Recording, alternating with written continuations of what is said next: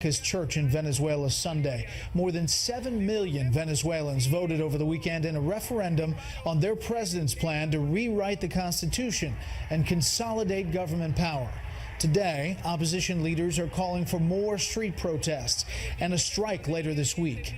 Almost 100 people have died in demonstrations over the last 3 months in Venezuela. It's a story you need to hear about. Joining us to talk about it is Florida Congresswoman Ileana Ros-Lehtinen, who's leading an effort for sanctions and other measures to address this crisis in Caracas. She's with us live on Capitol Hill tonight. Congresswoman, thanks for being here. No, Brett, thank you. You're one of the few journalists focusing on this crisis of democracy in Venezuela. Thank you for this coverage. Well, thanks for being here. What your reaction to this weekend and what it means? It was so wonderful to see Venezuelans in record numbers in every corner of the world go out and say no to Maduro and say yes to democracy, to having free and fair elections, to having the Constitution being respected. And I was at one of the sites at the University of Miami Coral Gables Center, and it was just amazing. Venezuelans, after being stepped on by Hugo Chavez and now Nicolas Maduro, who's just as bad as Chavez, and having communism stuffed down their throat, they're saying yes to democracy. So I was just enthused watching them get so happy. But the fight is just beginning. As you pointed out, Brett, over 100 people have been killed by Maduro's thugs. Hundreds and hundreds are in jail, political prisoners.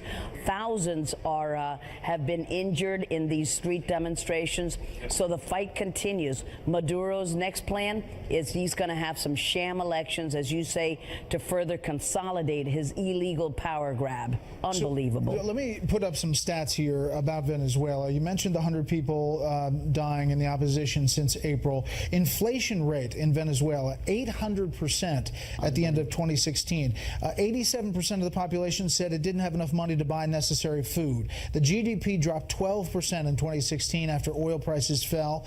And then by 2017, the country has owed $140 billion to foreign creditors. What does that mean for somebody in the U.S. sitting on the couch that maybe Congresswoman hasn't really been paying attention to this or has been inundated with other stories? Well, that's why I'm so glad that you're covering this story.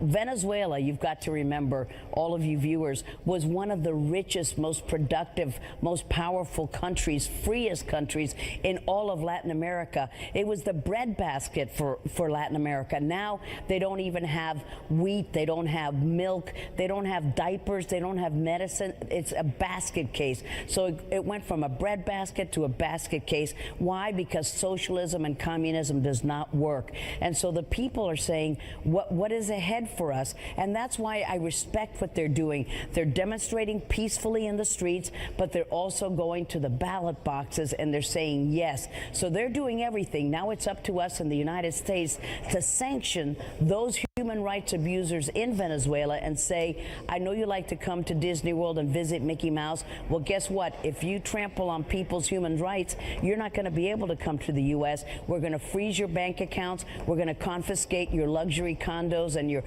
yachts. And you decide, treat the people with respect, or you will not be able to come to the United States.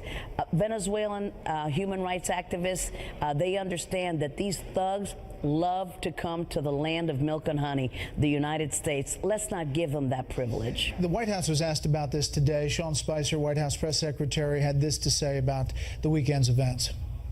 We congratulate the Venezuelan people for the huge turnout in the referendum yesterday and the unmistakable statement that they made, that they delivered to their government.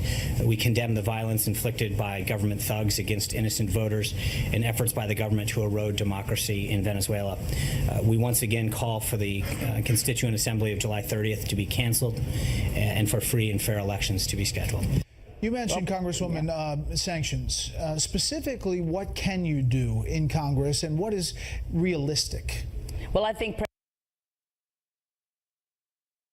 President Trump has taken the correct approach. He's already put on the sanctions list of the members of the Supreme Court, the Venezuelan Supreme Court, who illegally have been placing these human rights activists and peaceful protesters in jail. And so what Maduro did is he cynically moved one of the greatest opposition leaders, Leopoldo Lopez, from a military jail where he should have never been there for 3 years. Over 3 years he's been rotting in jail, and he put him under house arrest. So he's still trying to oppress the peaceful dissent of the people. I think that the president was right in sanctioning these Supreme Court justices because he has packed the court. These are just thugs of Maduro. There's nothing judicial or tied to justice about these elements of the judicial system in Venezuela. We've got to do more of that. We're giving President Trump more names to sanction, and that's the way that we should operate, in a peaceful,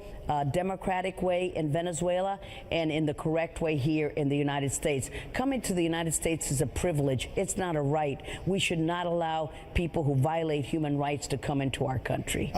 Venezuela was 3.1% of the world's oil production last year, a 10th largest producer last year.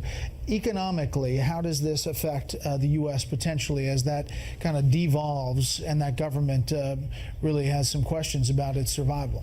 Well, we should not continue to buy oil from Nicolás Maduro. The United States, thankfully, is becoming more energy independent every day. We don't have to rely on the thugs of the world who before had us over a barrel. We are making our own energy. We shouldn't buy from all these terrible countries who use the money to oppress their own people. Let's make our own energy, and let's tell Nicolás Maduro, you give it away to the thugs in Cuba or Nicaragua, whatever you want to do, but we're not going to buy from you anymore. Last thing, short answer, Congresswoman. Give me a worst case scenario and give me a best case scenario when it comes to Venezuela. Worst case scenario, Maduro continues his power grab, jails all the human rights activists after his fake election at the end of this month, and continues to oppress the Venezuelan people, and they'll be starting to come in droves. They don't want to live there. There's no future for them there.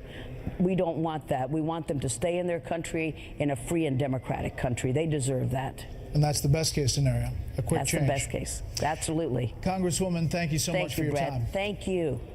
Next up, the panel on President Trump's agenda and making America great again with American products.